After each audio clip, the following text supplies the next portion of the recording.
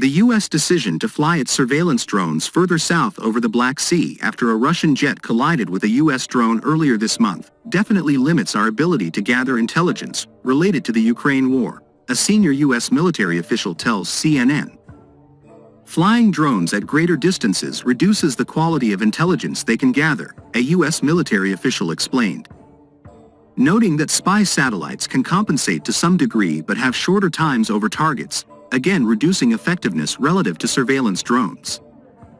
After the Russian jet collided with a U.S. Reaper drone earlier this month, the U.S. began flying its surveillance drones further south and at a higher altitude over the Black Sea than previously, placing them further away from airspace surrounding the Crimean Peninsula and eastern portions of the Black Sea. One U.S. official said the new routes were part of an effort to avoid being too provocative, as the Biden administration continues to be careful to avoid any incident that could escalate into a direct conflict with Russian forces.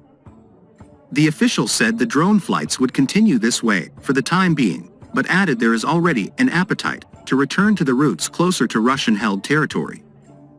Asked about the new routes' impact on intelligence gathering, Pentagon spokesman Brigadier General Patrick Ryder said, "We're not going to discuss missions, routes, or timing of operations. We're also not going to discuss intelligence operations other than to say we maintain a robust ISR capability in the region and beyond."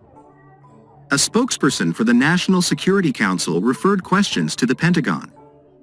In the wake of the collision with the U.S. MQ-9 Reaper drone on March 14, U.S. officials have repeatedly said that the U.S. would continue to fly in international airspace.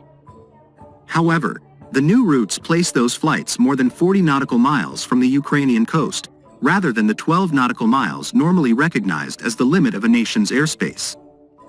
According to the senior U.S. military official, there is concern that once the U.S. has moved its flight routes away from areas closer to the Ukraine coast, it will be harder to return to them and assert freedom of flight for U.S. aircraft.